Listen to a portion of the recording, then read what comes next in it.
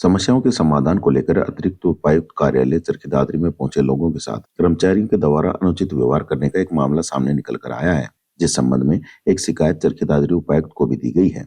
शिकायत के माध्यम से बताया गया है कि मनरेगा से संबंधित समस्याओं को दूर करवाने के लिए मजदूर संगठन सीटू के पदाधिकारी अतिरिक्त उपायुक्त कार्यालय पहुंचे थे, जहां कर्मचारियों के द्वारा उनकी समस्याएं सुनने की बजाय उनके साथ दुर्व्यवहार किया गया।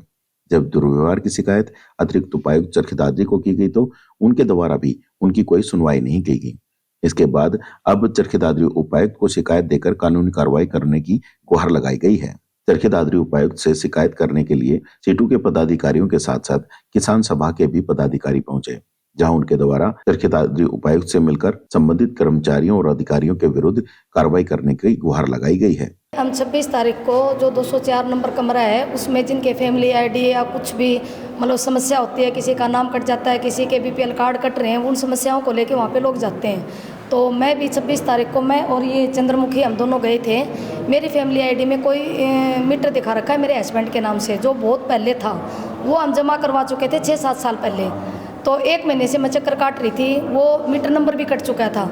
जब हम 26 तारीख को आए तो वहाँ पे जो कुर्सी पे बैठे हुए थे, अपने आप को डीएम बताते हैं, हमें नहीं पता उनका क्या पद है, तो उन्होंने कहा कि जी आपका मीटर नंबर कटा नहीं है, विजेंद्र के नाम से ही है। फिर मैंने बिजली बोर्ड में फ़ोन किया, फिर मैंने बिजली बोर्ड में एक कर्मचारी है उनकी बात भी करवाई, वो कह रहे थे कि इनका कट चुका है नंबर, इसमें ये मीटर नंबर नहीं है विजेंद्र के नाम से।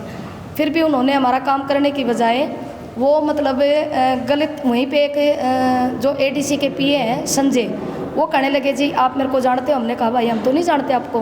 बोले ये कुर्सी पे बैठे इनको जानते हो। मैंने कहा कि हम तो इनको भी नहीं जानते। बोले ये डीएम है और मैं पीए हूँ एडीसी का। मैंने कहा हाँ भाई बोलो फिर क्या हो गया। बोले आपका बोलने का तरीका गलत है। मैंने कहा हमने कौन सी गलत बात बोलती, भाई तो कहा है। बोले नहीं आपका वे गलत है, अगर आपकी जगह जेंट्स होता तो उसको हम बाहर भेज देते। मैंने कहा कि आप बाहर नहीं फेंक सकते, आपका काम है, या परेशान लोग आते हैं उनको सेटिस्फाई करना, नहीं कि किसी को बाहर फेंकना, ये अथॉरिटी नहीं है आपके पास। ये बातें 26 तारीख को हमारी हुई थी। फिर 27 तारीख को नरेगा के मामले को लेकर हम एडीसी साहब के पास गए थे मिलने, और वो कंप्लेंट भी करनी थी पीए की। तो एडीसी साहब का भी जो बोलने का तरीका था वो गलत था।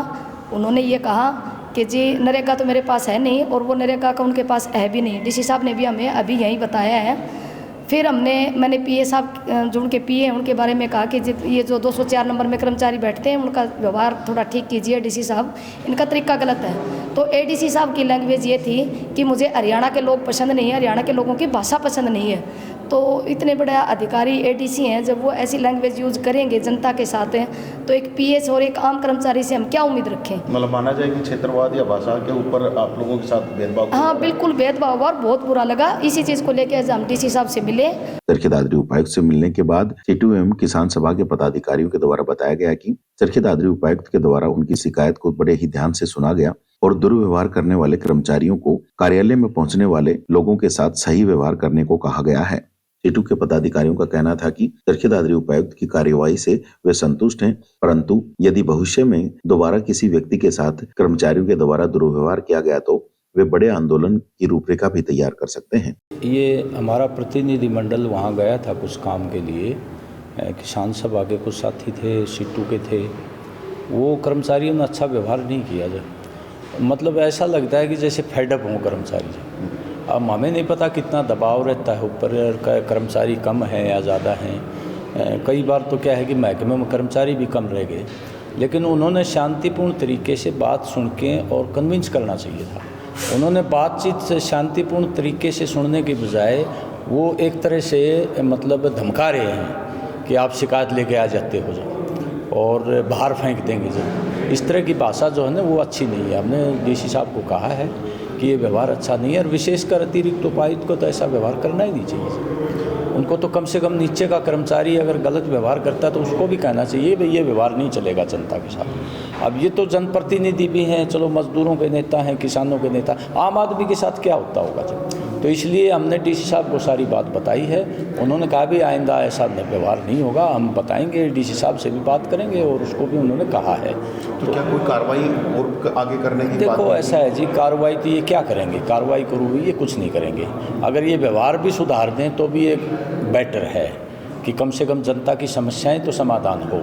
आजकल जो जिस तरह की तकनीक चल गई उससे लोग बहुत खपा हैं, और उनके समाधान नहीं होते। आए दिन राशन कार्ड काट देते हैं, फैमिली आईडी में इनकम बढ़ा दी, कम कर दी। ये बड़ी भारी दिक्कत है लोगों को, बड़ी भारी परेशानी है। अगर उसको ठीक ढंग से सुन लें, उस पर कार्रवाई कर दें तो यही बहुत बड़ी बात है। लेकिन डीसी साहब ने हमें आश्वासन दिया है कि ये ऐसा आगे से नहीं होगा और हम अपने अधिकारियों से भी बात करेंगे और कर्मचारियों को भी समझाएंगे, उनको अपने लेवल पर उन पर जो है करेंगे। जो तो डीसी साहब की इस कार्रवाई से आप लोग संतुष्ट हैं? हाँ, देखो डीसी साहब ने बड़े अच्छा व्यवहार किया है और मान्य है कि हाँ ये समस्याएं हो जाती हैं, लेकिन आइंदा नहीं होंगी, ये आश्वासन दिया है। अब डीसी साहब आश्वासन दे रहे हैं तो देखो सबसे बड़े अधिकारी हैं, हमारे सामने चारा भी नहीं है इसके अलावा कोई। अब ये तो हो नहीं सकता। अब अगर ये नहीं सुधरेंगे तो फिर बड़ा प्रदर्शन करेंगे हम किसान मजदूरों का इकट्ठे होकर प्रशासन के खिलाफ। क्या मानते हैं अधिकारियों का इस तरह का रुख एक जंगल राज की ओर संकेत करता है? अरे सर, अधिकारियों का क्या, सरकार ही ऐसी है। तो जो अब मुख्यमंत्री तक आप देख रहे हो आप, ये घटनाक्रम हुआ है वाई पूर्ण कुमार का।